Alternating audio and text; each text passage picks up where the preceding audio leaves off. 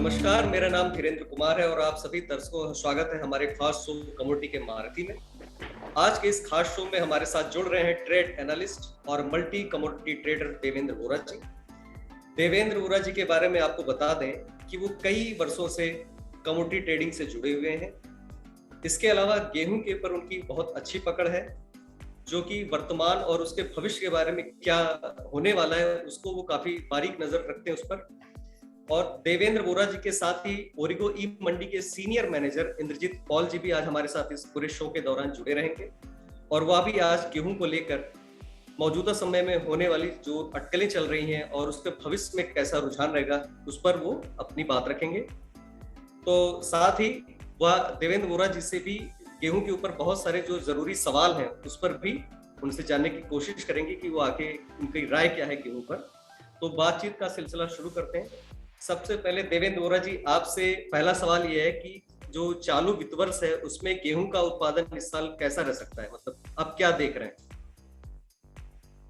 थोड़ा सा यील्ड में थोड़ा प्रॉब्लम हुआ, इकट्ठा गर्मी बढ़ गया होली के बाद में, उससे उससे थोड़ा यील्ड कम आएगा, लेकिन कोई फर्क ज्यादा मुझे ऐसा नहीं लग रहा है कि प्रोडक्शन में थोड़ा फर्क जरूर आया है, लेकिन कोई क्वालिटी फेल हो गया ऐसा नहीं है। दाना थोड़ा बारीक हो गया है, कलर थोड़ा सा माइनर फर्क हो गया है, इससे कोई चक्की आटे में या उसकी प्रोडक्ट में कोई फर्क नहीं पड़ने वाला।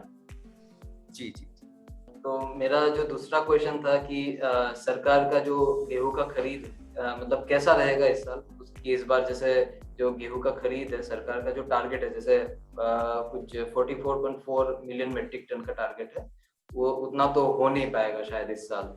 तो ये तकरीबन सर आपको कितना तक होने का लग रहा है, मतलब 44.4 मिलियन मेट्रिक टन का तो टारगेट है, उसके अगेंस्ट में कितना नंबर हो सकता है जो भी सरकारी खरीद है? कितना टारगेट बताया साहब? 44.4। 44 नहीं नहीं नहीं नहीं नहीं नहीं, ये बार पॉसिबल इसलिए नहीं है कि जो मेन जो प्रोक्योरमेंट होता है वो होता है पंजाब, यूपी, हरियाणा, हिमाचल और राजस्थान बॉर्डर का, जो पंजाब बॉर्डर का जो राजस्थान है वो, और मध्य प्रदेश में। लेकिन मध्य प्रदेश की ये बार क्वालिटी बहुत अच्छी आने से और पोर्ट से एकदम जल्दी कनेक्टेड होने से मध्य प्रदेश का मेरे हिसाब से 40% मतलब 40% जो गेहूं है वो अभी बाहर निकल चुका, मतलब बिक चुका, किसानों के हाथ से वो माल बिक चुका है। और अभी जो कंटिन्यू मंडी में आवक है और जो एमएसपी है 2015, उससे काफी अच्छे भाव फार्मर्स को मिल रहे हैं और मंडियों में काफी अच्छी भीड़ है। मैं बोलूंगा कि दिवाली है कि छोटे से छोटे मजदूर से लेके ट्रांसपोर्टर, लोकल पोहा और कचौरी बेचने वाला भी अभी मंडियों में इतनी आवक से खुश है और चारों ओर दिवाली का माहौल है। पोर्ट में माल रखने की जगह नहीं है। अभी जो थोड़ा शिपमेंट का प्रॉब्लम था इंडोनेशिया वगैरह, वो भी 3-4 दिन पहले क्लियर हो गया है। तो मुझे ऐसा लगता है कि गाड़ी अभी अक्टूबर तक ऐसे ही चलेगी, कोई दिक्कत अभी आ नहीं रहा है। और फार्मर का जो गेहूं है उसको कोई 2 दिन 4 दिन बाद में बिकेगा तो उसको कोई कम पैसा मिलेगा या कम भाव में उसका माल बिकेगा, ऐसा परिस्थिति मुझे दिख नहीं रहा है। अप टू 15 अक्टूबर तक मुझे ऐसा लग रहा है कि गेहूं का एक्सपोर्ट होगा। गवर्नमेंट का जो प्रोजेक्टेड फिगर है वो 1 करोड़ टन, 1 करोड़ 10 लाख टन के आजू बाजू है और बहुत सारे जो देश की शिपमेंट है वो अभी मिलना बाकी है और अभी कंटिन्यू माल एक्सपोर्ट होगा ऐसा हमें दिख रहा है। और बहुत सारे पोर्ट अभी और चालू हो जाएंगे। अभी तक खाली कंडला, मुंद्रा और नवी मुंबई JNPT जा रहा है। अभी आने वाले टाइम में हल्दिया, विशाखापट्टनम और जो भी बेल्ट है। मेरा अगला क्वेश्चन वही था कि मतलब जो एक्सपोर्ट नंबर है, एक्सपोर्ट तो इस साल काफी अच्छा दिख रहा है। जैसे पिछले साल हमने देखा था करीब 7.5 मिलियन टन का एक्सपोर्ट्स, तो इस साल तो मतलब करीब 10 से 15 मिलियन टन के एक्सपोर्ट्स के बारे में बातें चल रही है, जिसमें मान लीजिए अराउंड 4 मिलियन टन के तो शायद से डील्स हो गए हैं अप्रैल से अगस्त के पीरियड में। तो मतलब आपको कैसा लग रहा है, मतलब ये जो 10 to 15 मिलियन टन का टारगेट है ये तो रीच हो जाएगा शायद इस बार एक्सपोर्ट्स का जो टारगेट है मतलब?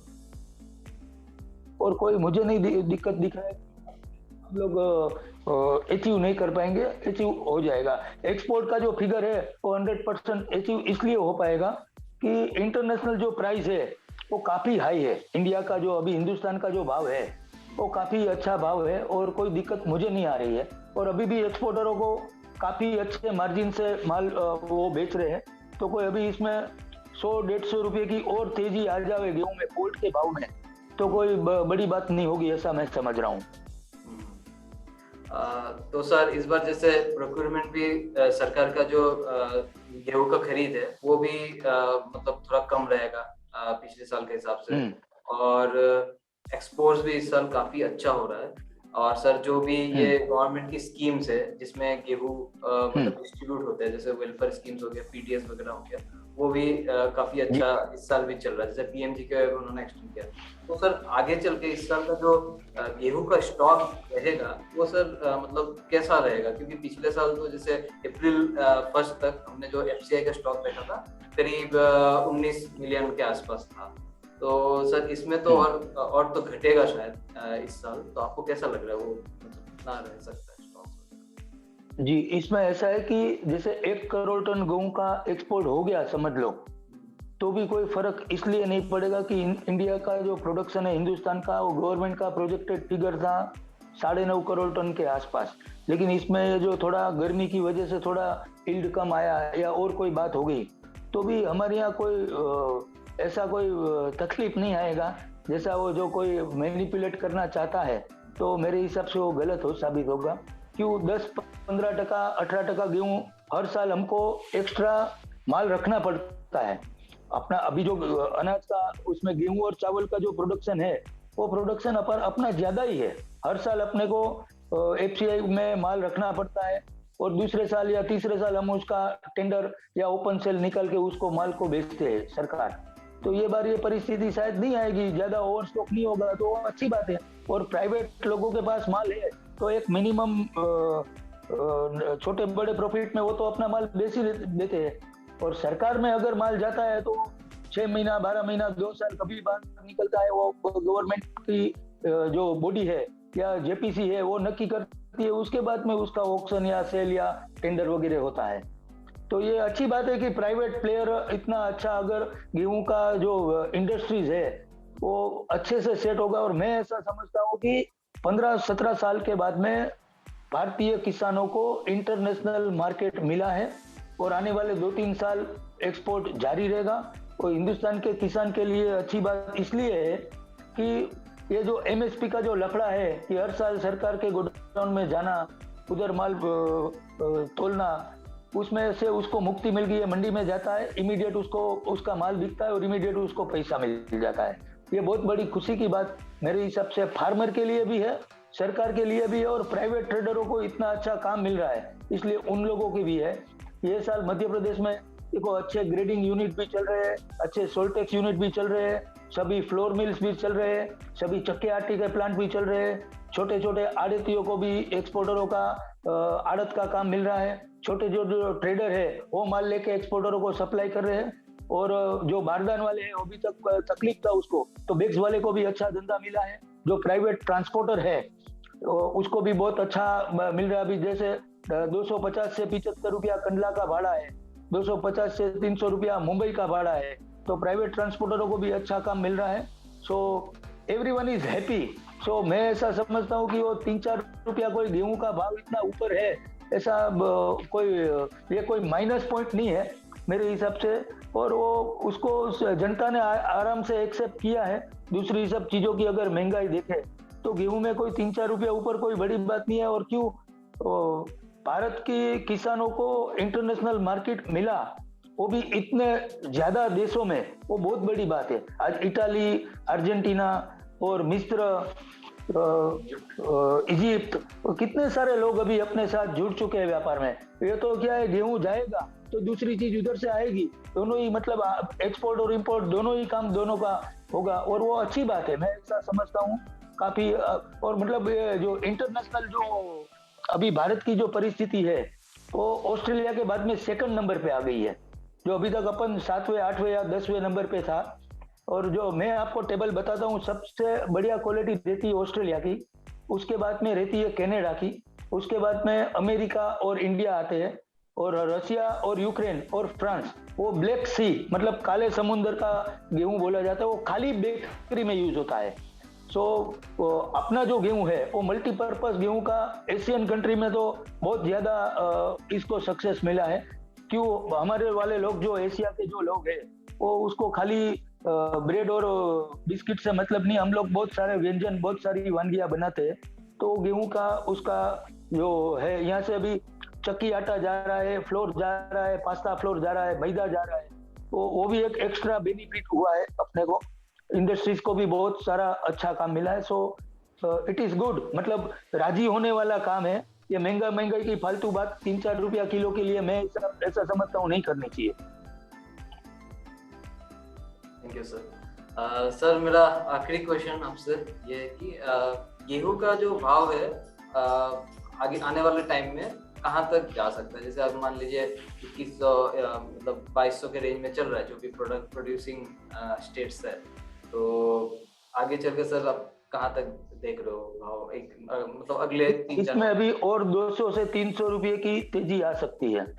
मेरे हिसाब से पोर्ट में 2650-2700 रुपया तक भी माल जाएगा तो भी कोई एक्सपोर्टरों को नुकसान होने वाला नहीं है, उसको पड़तल में ही है और कोई दिक्कत मेरे हिसाब से उनको नहीं है। उसको तो माल मिलना चाहिए, वो बहुत बड़ी बात है। अभी ट्रांसपोर्ट की थोड़ी शॉर्टेज चल रही है, ड्यू टू डीजल बहुत बढ़ गया तो भाड़े बहुत बढ़ गया है। रैंका में अभी रैंक बहुत लोगों ने मांगी है और आहिस्ता आहिस्ता मिल भी रही है, और गवर्नमेंट रेलवे मिनिस्टर काफी अच्छा सपोर्ट कर रहे हैं। लेकिन एक मर्यादा होती है, एक साथ में ये जो हम बोलते हैं ना कि क्या बोलते हैं, वो जो आफत में जो अवसर था, तो अपन इतने मेंटली प्रिपेयर्ड नहीं थे कि भाई इतनी सारी गाड़ियां हमको मिलेगी, इतना सारा रैंक हमको मिल जाएगा। तो आहिस्ता आहिस्ता वो सेटल हो रहा है। गवर्नमेंट भी, सेंट्रल गवर्नमेंट और स्टेट गवर्नमेंट दोनों मिलके अच्छा उसको सपोर्ट कर रहे हैं ताकि फार्मर को 2 पैसा अच्छा मिले।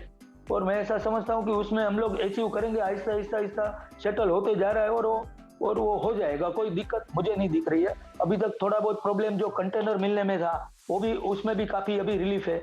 जो शिपमेंट का प्रॉब्लम था, वेसल्स का प्रॉब्लम था, वो भी अभी अच्छे से मिल रही है, कोई दिक्कत नहीं है। यूएई में अभी अपना माल जा रहा है, दुबई माल जा रहा है, अफ्रीकन कंट्रीज में जा रहा है, एशियन कंट्रीज में जा रहा है, और पहली बार लाइफ में यूरोप में भी जा रहा है। वो बहुत बहुत बढ़िया बात है। और मैं ऐसा समझता हूँ कि एक्सपोर्ट की जो अपनी जो इंडस्ट्रीज है, जैसे बासमती चावल की इंडस्ट्रीज थी और बहुत सारी चीजों की जो इंडस्ट्रीज थी, जैसे पीनट्स था, सिस्टम सीड्स था, ऐसा एग्री प्रोडक्ट में गेहूं का अगर एक्सपोर्ट अच्छा होता है हर साल 1.5 करोड़ टन, तो अब हमको जो माल एफसीआई में रखना पड़ता है, हर साल 2 लाख करोड़ रुपए की फूड सब्सिडी देनी पड़ती है, उसको गोडाउन में रखना पड़ता है, दवा छिड़कना पड़ता है, 2-2 साल तक संभाल के रखना पड़ता है। उससे सरकार को भी मुक्ति मिलेगी और फार्मर को भी 2 पैसा अच्छा मिलेगा, तो वो भी अपने लिए अच्छी बात है। और जो फूड ग्रेन का जो वेस्टेज होता है थोड़ा बहुत, वो भी बिल्कुल बच जाएगा।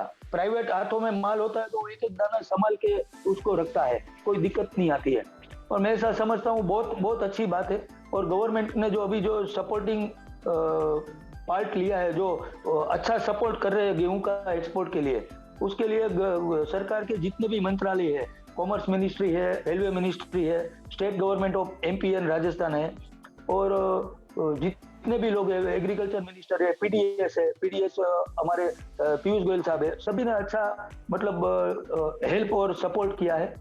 और गेहूं का मैं ऐसा समझता हूं कि मार्केट जो है आने वाले टाइम में गेहूं का मैदा, चक्की आटा और जो पास्ता फ्लोर है वो भी अच्छा सेटल हो जाएगा। और मध्य प्रदेश में ये जो लोग देखेंगे उसके लिए भी मैं एक बात कहना चाहूंगा कि जो पोषक और तेजस करके जो मालवा शक्ति जो गेहूं था, जो पर्टिकुलरली सिर्फ पास्ता और दलिया लापसी उसमें बनता है, वो भी काफी अच्छा सक्सेस हुआ है। तो उसको भी कोई डरने की बात नहीं है कि भाई मेरा पोषक गेहूं कम भाव में बिकेगा। वो गेहूं भी अपना सभी दूर पास हुआ है और वो माल वो चलेगा उसको फार्मर को कोई चिंता करने की, किसानों को कोई जरूरत नहीं है। आज की इस बातचीत में शामिल होने के लिए आपका बहुत बहुत धन्यवाद, और उम्मीद करेंगे कि आप भविष्य में हमारे साथ फिर ऐसे ही जुड़ेंगे। और इंद्रजीत जी, आपका भी बहुत बहुत धन्यवाद। आने वाले शो में कमोडिटी मार्केट से जुड़ी फिर किसी बड़ी हस्ती के साथ बातचीत को आगे बढ़ाएंगे और आपके साथ एक नया वीडियो हम फिर आपके सामने पेश करेंगे, उसमें नई कमोडिटी और नए लोगों के साथ। बहुत बहुत धन्यवाद। नमस्कार। धन्यवाद। नमस्कार, धन्यवाद।